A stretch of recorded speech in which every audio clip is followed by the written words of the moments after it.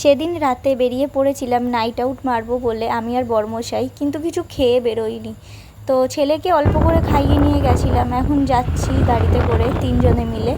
তো রাস্তায় যেতে যেতে না খুব জোর খিদে পেয়ে গেছিলো, খুব জোর। বরমশাইকে বললাম কোথাও একটা দাঁড় করাও, যা হোক কিছু একটা খাওয়াও, খুব জোর খিদে পেয়ে গেছে।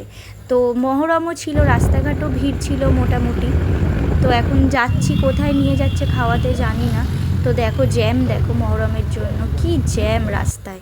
তারপর বরমশাই বললো সামনেই তান্দুর হাউস আছে, চলো। তা চলে গেলাম তান্দুর হাউসে, হালকা ফুলকা কিছু খাবো বলে। দেখো আমি একটু লুক দিয়ে নিচ্ছি এখানে দাঁড়িয়ে দাঁড়িয়ে। তারপরে যাচ্ছি, ছেলে ওয়েট করছে, বরমশাই ওদিকে খাবারের অর্ডার দিচ্ছে, আমি একটু লুক দিয়ে নিলাম। তারপর যাই হোক, অ্যাম্বিয়েন্সটা শান্ত, বেশ ভালোই লাগছে। তারপর ওদিকে ছেলে স্প্রাইট একটা নিয়ে নিল, আর আমাদেরও খাবার চলে এলো। তো হালকা ফুলকার মধ্যে এটাই নিয়ে নিলাম।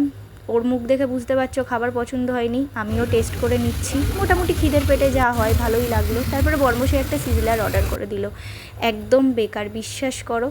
আর দেখো আমার ছেলে যেখানেই যায় এরকম একটা তৈরি করে নেয়। এটা সেকেন্ড ফটো সেশন চলছে, প্রথম জনের সাথে হয়ে গেছে ফটো তোলা। তো যাই হোক, আমিও একটু সিজলার নিয়ে টেস্ট করে নিলাম। তারপরে খাওয়া দাওয়ার পর্ব শেষ করে বেরিয়ে পড়লাম, এখন যাচ্ছি। তারপরে ফাইনালি একবার নিজের রূপটা দেখে নিলাম।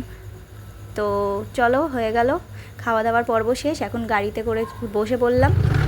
তো পৌঁছে গেলাম বাড়ি, 11:30 বাজে। এদিকে ছেলে বলল বিরিয়ানি ছাড়া খাবো না, তো ওকে একটু বিরিয়ানি খাইয়ে দাইয়ে নিচ্ছি। তারপরে এবারে ছেলের অবস্থা দেখো, খেয়ে দিয়ে নিয়ে আর এই করছে। মনের বাসি বাজে রে।